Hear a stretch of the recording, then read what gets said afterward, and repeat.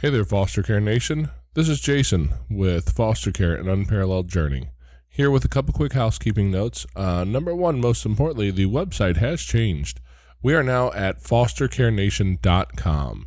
Be sure to go over and check that out. We've got a couple blog posts over there. We've got all the podcast information is up there. You can stream it right off of the website or find links to all the other platforms if you're interested in catching up with some of our older shows. This week, we talked to Darren W. Carter and his wife, Theresa Carter, about their experience with the foster care system. Darren and Theresa are a great couple. They've not only fostered quite a few kids, they also are taking care of Theresa's mother, who is home with some illnesses. So sit back, relax, and listen in. Foster Care and Unparalleled Journey With Jason and Amanda Palmer. We like to talk about foster care and adoption and anything related. We tell stories about foster kids, bio kids, adoptive kids. We talk to caseworkers and anybody involved in the foster and adoptive system. If you have any questions, feel free to reach out to us. You can reach us at fosteruj@gmail.com or check us out on our website at fostercarenation.com. Hi, and welcome to Foster Care, an Unparalleled Journey with Jason and Amanda. We are here today with Darren and Theresa Carter. Theresa is a woman of God, wife, a mother, a daughter, a sister, and friend who values each of those roles to the best of her ability. Darren is an okay dude who loves being involved in the community. He has co-founded the Cleveland Dads Group, founded All Geared Up, a family bike event, and a lover of barbecue. How are you guys doing today? We're doing well. How about you all? Doing great. I have to say, I watched you on YouTube the other day showing us how to make some St. Louis-style ribs, and Amanda does not like ribs, so we never make ribs around here. But you did make me hungry. You did make me hungry. I'm just going to say. I'm very particular about what kind of meat I'll eat. You're in St. Louis. I am. Oh my God. But I'm very particular about what meat I'll eat, and ribs are not one of those things. Yeah. Oh, I'm so sorry. He is too. Yeah, because I'd eat ribs all day. We actually have a place not too far from us. I found a barbecue joint about 15, 20 miles away that I can get her to eat there. And if I could afford to go there on a regular basis, I would, because it's delicious. But I digress. We're not here to talk about barbecue. Whenever right, don't get me started. Whenever I know how to cook and package, I got you. Don't worry, I got you. Next day delivered. There you go. That's what we need. Yeah, you guys are in Cleveland, Ohio, if I'm not mistaken. Absolutely, 216 all my life, and hers too. But you know, yeah, we are Clevelanders. I love my town, and you know, though we get a bad rap, you would have to be here to experience it, and it's what I know. I've been to many places. Seen a lot of faces, as they say, but I love coming home. I hear you. We claim to be from the St. Louis area, although St. Louis is about a mile down the road. We're in rural Missouri, and it has its advantages. You know, I work in the city a lot, but, I mean, really, we're rural people. We moved out of we were in the suburbs for quite a few years together, and then we've moved out here to the country, and that's actually kind of where our foster journey, you know, really came into full swing. Because our first, I guess, unofficial foster child was... Let's see. It was Amanda's half-sister. Mm-hmm. That would make my daughter my half-sister-in-law? I don't know. It was something like that. But, yeah, her mom had some addiction issues, and she lived with us for years and called us mom and dad. So when we moved out this way, it was real easy for us to look at our life and go, hey, we're at a place where we could do this. And that's kind of where we stepped into fostering. What got you guys into it? Well, actually... Okay, we have stages in our story. We've been married 20 years. This past July, this coming up July. Congratulations! Thank you. But you know how with Barry Bonds and Sammy Sosa and everything, there was asterisk with it with the home run. Out of these 21 years, we were separated too, almost 3. Yeah, so almost 3. And prior to that, you know, Theresa had always talked about. I can talk about it myself. Look at her. Look at this man. Maybe we should answer it separate. How about that? I'll Okay. start because You start. fostering is Okay. something that I always wanted to do. That's what I was See, gonna it goes way back. I know you was, but I'm right here. Why can't I say it? say. Fostering is something I always wanted to do. This goes back to, I could think of being in even like a junior high, just thinking, oh, I can help, someone, it's that kind of help someone else and be there for someone. It's something I always wanted to do. Darren is actually my second marriage, and even in my first marriage, it's something I desired then. But it takes a special person to, you know what I'm saying, your partner has to be on board with that also. And it's not that he felt anything wrong or per se against it, but there are some spouses that will feel like, no, I prefer my own, or at least my own first. So I didn't, go that direction at that time. So meeting Darren and marrying Darren, Darren's just a different, phenomenal man in that sense. I don't want to tell the story too fast, but Just go ahead. but his heart towards children, his heart towards me, his heart, his love is. I just say he has a beautiful heart, So it was a direction that I decided to take while we were separated. I got started in fostering at that time. And we were already involved in one person in our life. Our godchild was already in our life together, who remained a part of our life together even once we separated.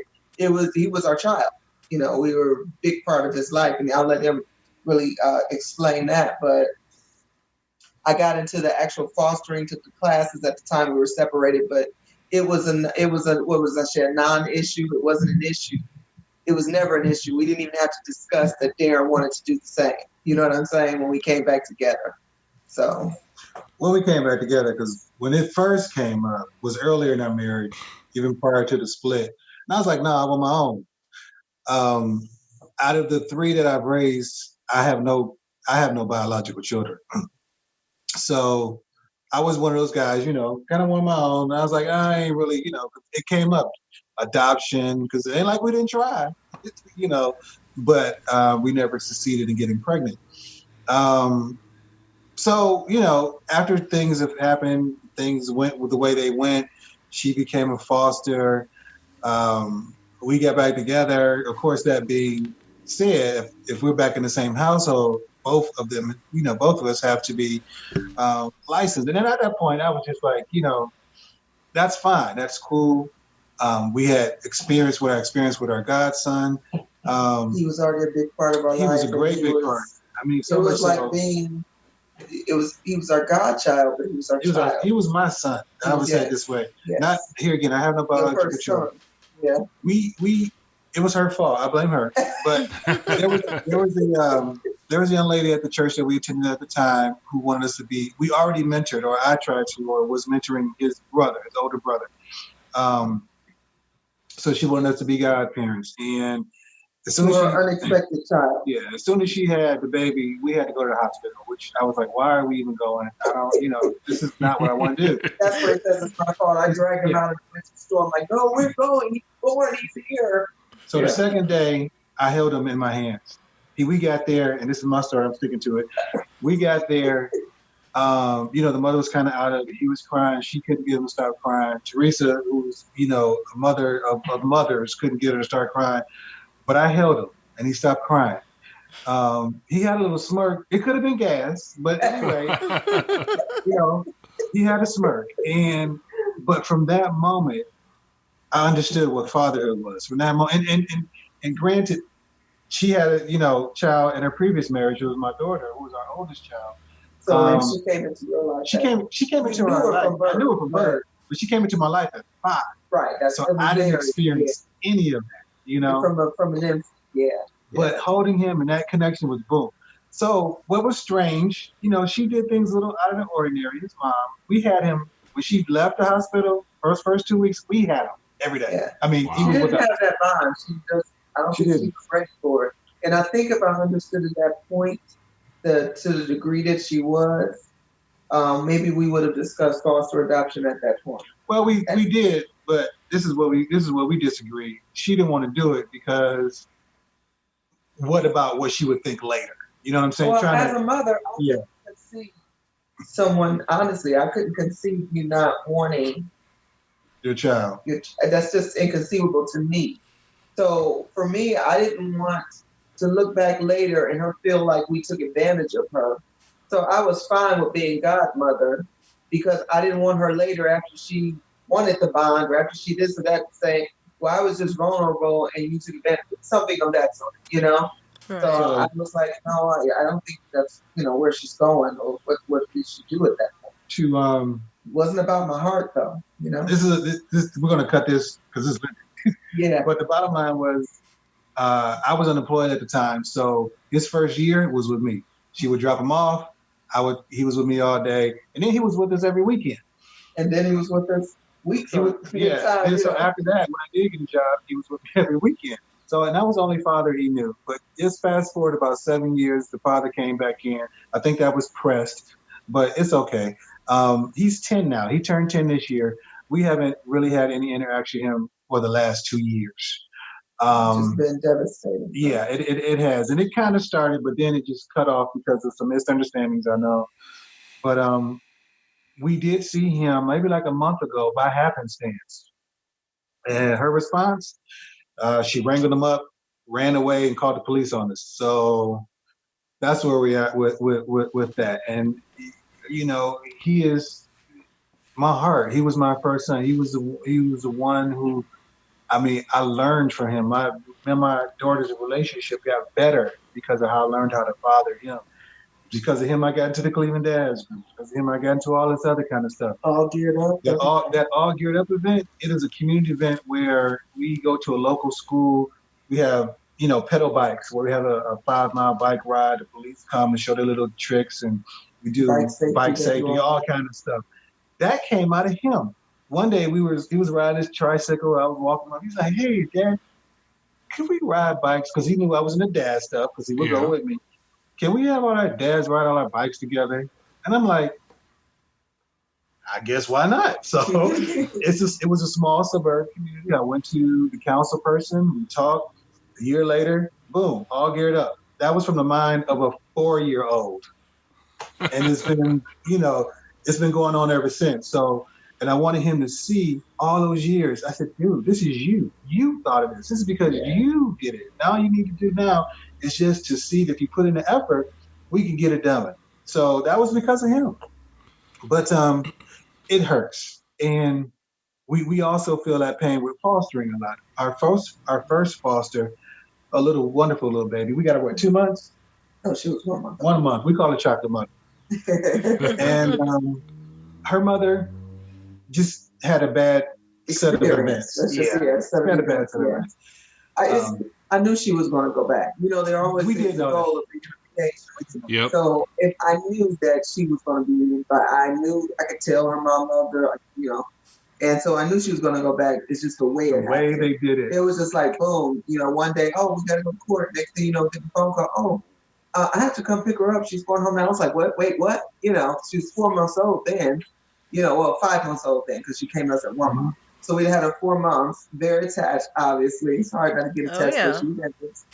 And she was very attached to us, ripped out, straight out. My mother was in the hospital at the time. And so I had to go to my mother and take her out there to see her at the hospital, but also tell her this is the last time she'd go see her possibly. Mm-hmm. That was just very heartbreaking. I was at work. I got a call. Teresa, and I'm on the ladder about to fall. Like, what? And she tells me I was doing satellite installation at the time. So I'm like, I'm all friendly. I'm like, dude, I'm sorry, sir. I live right around the street. This is what's going on with us. Can you give me an hour so I can at least go by and say bye-bye to our foster baby? He was cool with it. So, I had a song that I used to sing to her and she smiled. That's the only person I've ever sang to and smiled. I can't sing. But thankfully, she was no, she wasn't. That wasn't gas. That's one thing about what we do. It hurts. It does. It rips your heart out. It's an emotional roller coaster. It is. Yeah, and sometimes they don't give us enough consideration when it comes to children. Yeah, they're going home. They're going back to their bio family, but we were that family too. A little bit of consideration, a little bit of time. That particular situation, what hurt me too also is I felt like They said it was with the it was the guardian ad litem at the time that pushed for it. No, she's got to go back to her home. She's got to go now. But you don't realize this 1 month old to 5 month old, that 4 months she's bonded with us too. So you traumatize the child pulling her away just like that. You know what I'm saying? Absolutely. So they should have eased into it a little bit. Just a quick transition, a few weeks, anything. Right. Other than just boom, got to come get her. I'm sorry, I have no choice. Boom, we have to get her in my. Luckily, she's our godchild now. So, I mean, like I said, I knew her parents. I knew her mom loved her. She just had circumstance. We still see her, still able to pick her up, keep her for weekends, whatever. So that's awesome. Yeah. That's really awesome because all too often that does not happen. Yeah. Exactly. We got lucky. We've had our fair share of experiences, and I'll save you the visual of me taking my shirt off. But on this chest over here, I've got one little guy that stayed with us for his first year of life tattooed on me here. I've got a couple other tattoos over here for another pair, and these two, they were bonded so tightly. Especially the little boy, he was a target of abuse from his mother, and when he went back, he went to his dad's, which Dad got his head together, got his life straight, and was doing the right things, right? Like he was doing what he needed to do to take care of his kids. But when they did it, they decided the date to send them back. We had to take our little trailer and load up all their stuff in this trailer and drag it an hour up the highway on Mother's Day. Oh my! Yeah, that was an awesome Mother's Day. Let me tell you. Yeah. Oh my God! It really was not. That's the thing, man. You know, and we, you know, that going in to a degree, they try to tell you, but it's like anything. You never know till you get it. Yeah. But it doesn't stop. And this is what I tell people, you know, people are like, well, I couldn't do that. I said, you got love, don't you? If you do, you rebound. I'm not going to say it's not going to hurt. I'm not going to say you might not cry. But, you know, you go through, you persevere. But then, okay, I'm ready to open up my bed again. Who else can I get in here? Who else can I help? Who else can we partake into? You know, impart into, yeah. As much as knowing that this person who comes into your life may not be there for, you know, an extended period of time. If we are able to show them that the love that we believe is correct, that we believe that can help, that can heal, that can give them a seed of something to when they move on, can help them carry on, then, you know, if it's a revolving door, let it be so. It's worth it. That's the much one worth thing it. I always say. It is very much it's worth it. And then after that experience, though, with the little one leaving, the first little one leaving, that's what made the experience with our son now, our adopted son now, even more special because after that hurt, the first hurt, I went into it with, okay, he's going to be leaving. He's going to be leaving. He's going to be leaving. And it took us a while. And then, you know, they would always ask you if the option came up to adopt, would you do? Yeah, sure, you know. But then one day it became real, like, really? I mean, he's not, you know. And his situation was entirely different. He did not have a good situation to quote unquote go back to per se. But I still, in my mind, it was so fixated on he's going to be leaving, he's going to be leaving, he's going to be leaving. When things begin to change or sway or realize that he doesn't have to go, it was a big, you know, it was like, whoa, okay, this is real. We're, you know, we can't. Oh man. What a handsome young man. That's our oldest daughter. This is our little guy. That's our little guy. They're both very beautiful. Oh my gosh. What was funny is, you know, she's 26? 26. About to graduate from graduate school in mental health and clinical counseling. And she would go through a period of, oh, no, I have no kids, or I'm this, and I'm that. But it was something. She came in the door. When she first saw him, she just fell in love. And she was the one that would say, no, he's not going anywhere. And you better not go anywhere. If you don't adopt him, I will. You know, she was like, he's not going anywhere. And she was serious. She was so serious. Which was like, like, huh? Like, oh, she was just so in love. But we were all clearly in love with him. And just, you know, he came to us at, 2.5 months, basically. 2.5 months. It's amazing the power that a kid can have, you know, just by virtue of being them. We tell the story a lot. Amanda's grandma grew up in a small town in south central Missouri. And when she moved out of that town and came to St. Louis at 21 years old, that was the first time she'd ever seen a black person in her life in person. Like, where she lived, there wasn't any. To this day, I'm not certain that we're not the most colorful family that's ever visited the little town of Ellington, Missouri. And, so she had we were kind of concerned about some issues when we decided to foster. And we had a little guy, we called him Carl. Wasn't his real name. But Carl was the darkest skinned little boy you've ever met. I mean, he was so black, he was purple. I never met a little guy as dark as he was. And I'll tell you what, she attached and bonded to that little baby so much that when a guy in the store, man, and him and her were in a store one day getting some groceries, and every time, it's an old white guy, and he obviously had an issue. He was giving him the stink eye every time they'd see him.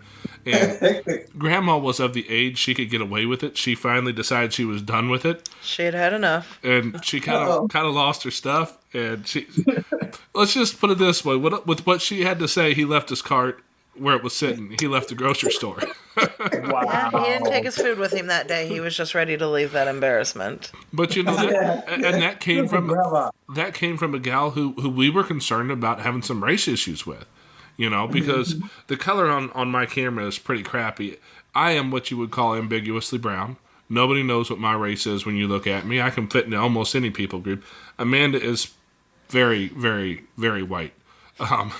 Very pale. Her maiden name is McClanahan. She carries the Irish genes well, and so when we walked around with this little guy who was so dark, it was obvious that something was, A plus B does not equal C, and or somebody did something. Yeah, right. Yeah, well, there wasn't no way either one of us could have even cheated. Like he was that dark. Like it was no question that we were not biologically related to him.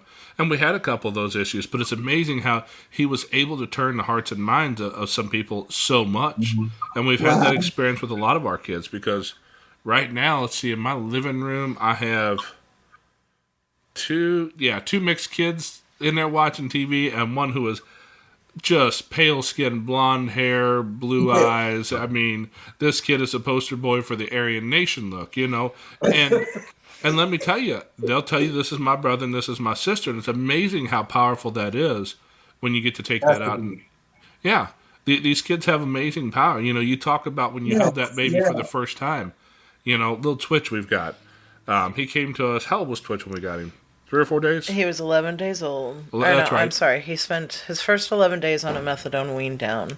Then he spent the weekend with family and a foster family. So he was right at 2 weeks when he came to us. He was 14 days old. So when he came to us, he and I became pretty tightly bonded. Amanda was spending a lot of time at the hospital with her daughter. Our daughter was really, really sick. And so he was like my little homie.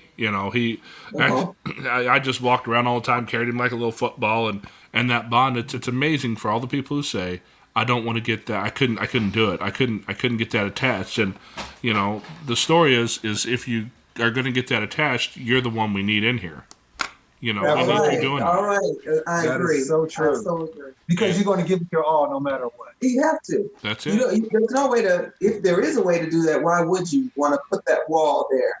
You know what I'm saying? Exactly. These children, they don't need that wall. They need to experience true love. You know what I'm saying? That love that they obviously weren't getting, or you know what I'm saying? They need that. They need to see it, even for, like you said, if it's just a matter of whatever time it may be. If you can impart that into a child, why wouldn't you? You give your all, and you don't want to separate them from biological or look at them any differently. Same with stepchildren or anything else. You don't want to do that. Just pour out the love. That's what we all need, That's it. And it don't matter if they're biologically connected. Right. It doesn't matter if they have the same race or a different race. None of that matters. And it doesn't matter. It's never mattered in our family. It's intimidating to me, though, as a foster parent. They ask you what you can do, what you can't do, or what you would like, I actually have never signed up to take a child other than, African-American child. I haven't, because it's intimidating for me to do so. Just because of society. Not because of love, but just because of society. So that's a I don't know if I'll ever embark on that or not. Maybe I can, or maybe if the option, if it comes up and they just need someone, I will. Look, it's Hi. Oh, what He's a not feeling good cutie. today. Yeah, this is our 4-year-old. This is actually Twitch. Yeah, This was our yeah. 2-week-old. Everybody, that's like Cammy do the same thing, Cammy. Oh Same. yeah. Same. And go watch If he TV. came down here, that's the first thing he'd do. Then he'll be like booty, booty, booty. So Right. Then he'll run off. Yeah. You know, giggle and run off. I'm glad mine aren't the only one that do that. But yeah, I mean, that's the thing. It's like, because we signed up, when we signed up, Missouri gives us the option to make all those same decisions, which I think is a great idea. Because, even if you're a completely, I don't want to say colorblind, I think that's the wrong word, a color-aware person, right? You can see it and handle it, and it doesn't bother you, right? But if you've got close family members, it does, and that's going to affect the kids. Absolutely, because they know. Yeah. They know. You got to know how to Foster handle children are that. one of the most. They're the smartest. Some of the smartest children, streetwise. That's what they've been through. It's what they've been through. They've been through more trauma, more situations than some of us as adults. So they can tell you who's right, who's wrong. They can go out and pick out, well, this is a false person. This ain't nobody. Okay, well, they truly, love each other more sometimes than we can. So yeah, they'll pick that out real quick. Absolutely. And then that's when you get family fights. You know what? It was through our first placement that we learned how it even impacts the family.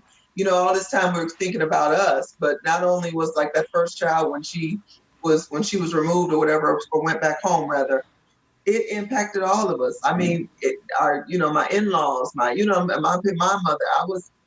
That is when it really set in. I think that child becomes a part of your family, not just your immediate family. You have to think beyond that.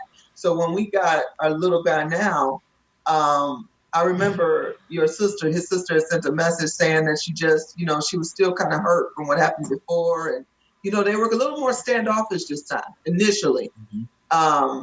Because of that, and I couldn't fault them for feeling that way. I get it. They were a little more that way because they didn't sign up to be fosters. We did in a sense. Yep. So Right. if her heart wasn't ready to deal with that, they can be here and they can be gone, then it was like, okay, I can accept that. I mean, it wasn't about the love. They loved them. They were like, we love them. They were like, From afar. right. Yeah. You're gonna leave me, and so it just really impacted me to understand that it's bigger than just us. It is bigger than just us that's being impacted and affected by it. So, but all in all, I just say for people, if they're considering it, always just tell them it is worth it. Look at that child. It's not you giving them something.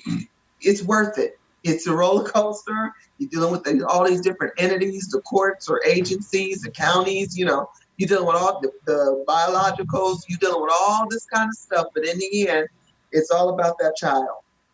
That's all I want to see is what that child needs. Oh, yeah. You mentioned something earlier. One of the kids that you had in your house that you said that, you're the godmother now. And, the godparents of this child. And I think that speaks a lot to at least being aware of the fact that you have to treat the biological family like they're part of this whole thing too, because it's so easy. We can tell stories. I can tell stories about, some of the abuse, some of the neglect. I can tell you about, parents who dropped dead because with a heroin needle in their neck. I can tell you about a mama who abused her kids terribly, like you don't want to hear. And it's really easy to sit back and talk about how can you do that to a kid? She's horrible. She's this. There's something wrong with him. Why wouldn't you? It's so easy to get judgmental. And I'm certain, from the I grew up in a real religious, kind of cult-like religion, but I see it in every religion. Judgmentalism is something that sneaks in real easy there. It's something that's real easy to get to that point. And it's so easy to be judgmental about the bio family and not be supportive of the track of them to reunify on the inside. I mean, you can say it on the outside all day long. But it's easy to get to the point where, like, why would you want this kid to go back into that? That's a horrible person. What has helped you guys to be able to be in that situation and give that to the bio parents, and not judgmentalism, but give them the opportunity to succeed and get their kids back, and to the point where you're still allowed to be part of their life? I think as Christians, number one, really trying to be a Christian. How about that? By trying to be a true Christian, and that's I not hear just you. name or something, but actually trying to walk in the walk. I think that's helped us both. It's not in our heart to, I think, be, it's not in my heart to be judgmental in essence. With the first, like I said, I felt it on the inside, like I said, from the first child, that she was going to go home.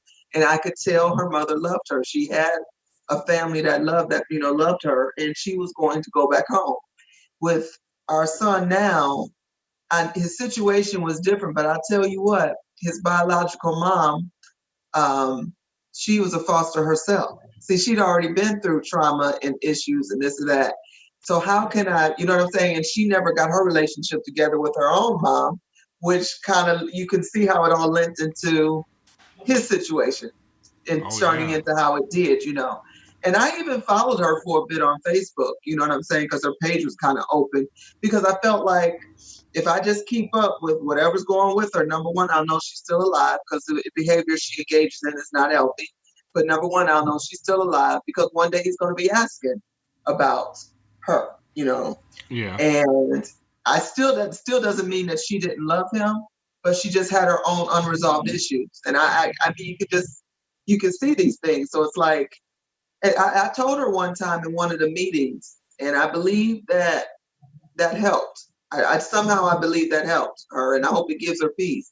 I told her he's not a placement to us. He's a part of our family. I wanted her to understand, especially since she had been in the system herself.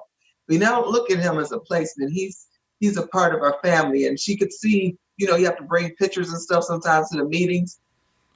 One of the few meetings she came to and stuff like that. His smile and his, the love, and just, she could see that. And I thank God for that. I feel like maybe that made some difference. She never revealed, well, the person who was supposed to be biological dad wasn't dad. And we thank God that the one who was supposed to be biological dad wasn't dad. It was proven by DNA, because he had serious issues. So I thank God. He thought it was Prince. Don't say that. Don't say that. I don't want to say name, but his name was simple. Okay. Yeah, but yeah, he had serious issues. Even some, like with those things they send out people in your area who's got sexual predators. Yeah. He's even had some of those issues. So we thank God he wasn't the dad. How about that? Oh, but absolutely. In the end, she didn't reveal dad, unless she truly didn't know. She didn't reveal. She said he can just stay where he's at. And I thank God, because guess what? If she had, before that adoption went through, then what? They did their due diligence, but she didn't go back and give any other name. And if they had done that, we might not have him today. He might be with some other people on whoever the dad side is. But I mean, we're just grateful and thankful. Grateful and thankful for who we have. But no, I don't have it in my heart to be judgmental to them, or pretty much I try not to be to anyone else, because we're all going through stuff, God forbid our situation was like theirs. Yeah. Oh, absolutely. We interviewed a lady a while back, Auburn Dudley, I think is who it was, who said, and she's a case manager and a foster mom and an adoptive as well. And she says, I'm just thankful that nobody is trying to judge my life based on the worst day. And that's a lot of time what foster care becomes, you made this mistake. Yeah. And this is what we're going to judge you on for the totality of this placement hearing, and this might be the next 2 years, and that's not what a lot of people want to be judged on. I mean, we talked to Amy, I believe was her name, and she was the bio parent in a situation. She's one of the few bio parents who had a story that she was willing to come and tell it, right? And the basic gist is, when the cops kicked her door down and put her wife or put her husband and her and kid on the floor at gunpoint, they found roughly $10,000 worth of meth in her pocket. And she was admittedly, she told the story. She was dealing. She'd gone from recreational use to addicted to dealing. And, once she lost her kids into the foster care system, she went, oh, this is real. I got to change. And because she was able to see that there was some people in her, that were really on her side. And it wasn't even the foster family, because the foster family she had was actually kinship placement that had a lot of judgmental issues. But the county workers were working with her real hard. And today she has her kids back. Today she's working 2 jobs. Today she's been clean, I think, I want to say I saw a post a couple months ago on Facebook. She posted she's been clean for 2 or 3 years now. Oh, wow. Such a blessing. Yeah. But that's because somebody was willing to give her that piece. And like I said, it's so easy. God bless you if you don't have it in your hearts to be judgmental. It's all over my heart, and I got to fight it on a regular basis. I can't because I think because we had, there are certain things. There are certain things I'd be like, side eye or something. But I think because of our first experience and knowing how our first place's mother really just had a bad set of experiences, it set a tone to not look at like you said, the worst day of their lives, more so than look at the total whole of it. And when you see a foster parent that's trying, when you see a foster parent that's getting their stuff together, not a foster parent, but a biological that's getting themselves together, that's doing what they're supposed to do, it shows for itself, so to where judgment doesn't really get a chance to also come in, as heavily or as a flood.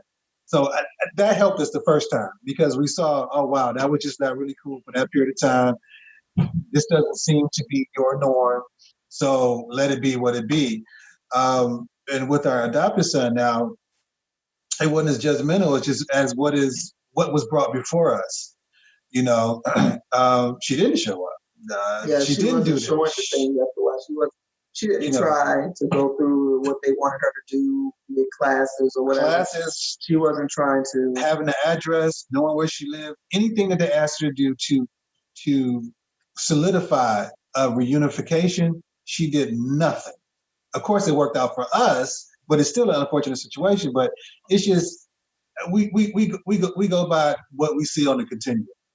Show us your fruit. What is your fruit? A tree can bear a bad fruit here and there, but let's see what you're doing over time. Let's see what you do over the season. Is your tree all bad apples, or do you just have one, every other harvest? And that's where it comes to where you build a case, and we figure on it at that. But yeah, I think that the first placement that we had helped us to see that everything is not always as it appears.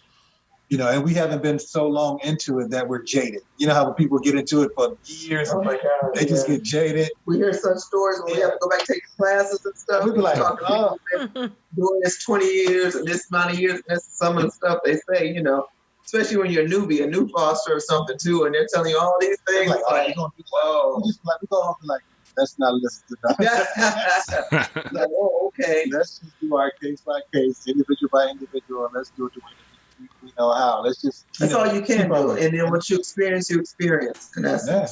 So that's about it in a nutshell for that. Yeah. That's a real powerful piece, I think, though, because, for foster parents or listening, especially the new ones, it's real easy to let that judgmentalism turn into something that's not healthy for the kid. And always keeping that in your mind and understanding that the best thing for any child, and I know this is controversial to some people, but the best thing for any child is to have a biological mom and a biological dad who love them and will put away their mess and grow up and be the parents that take care of them. What's controversial about that? Well, some people. A lot of parents, a lot of foster parents. Let's move on. But I mean, people have a hard time with that sometimes, but it's true. And what you're saying is exactly right because it's like right. Some people don't believe in giving that biological person a second chance. Sometimes they don't believe in that, but it's just that would be judgmental to just say all of them. Nope, they did this. They can never get the child back. Never. I don't have any more. No, you just can't. Number one, you can't control that anyway. But no, so we believe in people getting a second chance. Everybody deserves. And we've all gotten second, thirds, and whatever in our lives, but we're not perfect people. We get second, thirds, and maybe not in that area, but in another area. Exactly. It's just that this year we all are able to try to redeem ourselves. And you know what? And that doesn't take away from feeling like, oh my God, why did you do this to this child? No, you know what I'm saying? It doesn't. And it's like, okay, own up to it. You were a piece of crap right there, but let's change that around. Let's do this. Let's work at it. Let's get better at it. And let's be better people, just in general. Just let's be better people. Because I would love to think I'm perfect, Oh my God. In my world, I am. I might have one of those sitting Before we next to go me. down that road. But I'm far from it. So, it's, I have How to, far? No, I'm just kidding. you know what? Well, Darren, You try to do your best every day to make yourself the best person that you can be. Really? Every day, huh? Next question.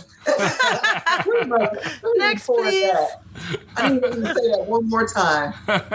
don't worry, it's recorded. All right. The best person you can be will be up there sweeping that floor right now. Thank you very much. Oh, the best person you can be. Well, the dishes from the dishwasher. Now, see, we didn't mean to cause all that.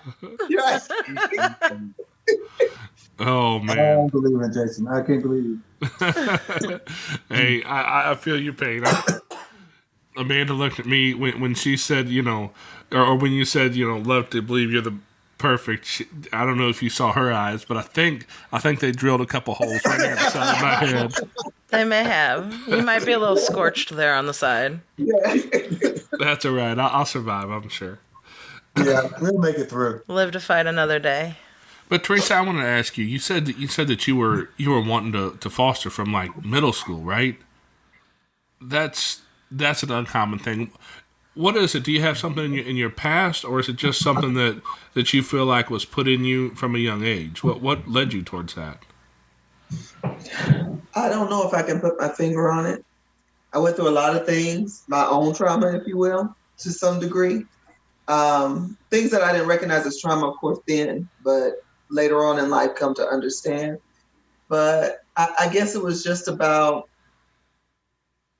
I don't know, I always just want to help somebody else or seeing something. And if you saw them alone or if you saw this, just want to see the good or you just want to help somebody. I don't know. It always attracted me. That type of thing always attracted me. If you saw it on TV or something, you just want to help. Why should these, it was like an innocent way of thinking about it to a degree. Why should this person be alone? Why should this person not have a mom and dad? Why should this person be hungry? Why should this person, kind of a save the world attitude, I think, at that age, Well, I'm glad you held on to it, because as we get older, we tend to let go of those dreams, especially the dreams that make a big difference in the world. And I'm glad you hung on to it, because it looks like you got a hold of a guy who's got the right mindset to do it as well, even if he's not exactly perfect every day. But she doesn't have to cook, though. Oh, Lord. There you go. We don't even want to go out to, restaurants as much anymore.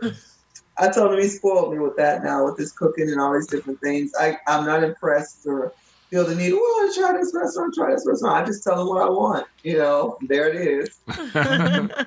Well, now, Darren, you just probably need to stop talking soon, or you're going to get me in trouble. Yeah. Dinner's coming soon. I got chickens upstairs. I'm about to put on the grill once we're done. So yeah. I don't know if you can send it that fast. If you can get it from Cleveland to St. Louis in a couple hours, but we might be in trouble. Oops, sorry. Somebody's going to be hungry tonight, and I think it's me. Well, is there any places where you want people to be able to find you guys online on your Facebook or information about your All Geared Up or the Cleveland Dads group or Social Bunny has all that. We most of my personal social media is Darren W. Carter. Okay. Facebook, Twitter, Instagram, at Darren W. Carter. For the Cleveland Dads group, it's for the website, it's Cleveland Dads. ClevelandDadsGroup.com, and it's basically the same thing on Facebook, Instagram, and Twitter. All Geared Up, allgearedup.info. They can find it, and it's also All Geared Up on Facebook and Instagram. So if you hit the Facebook or anything like that, you'll find all the other social media things there.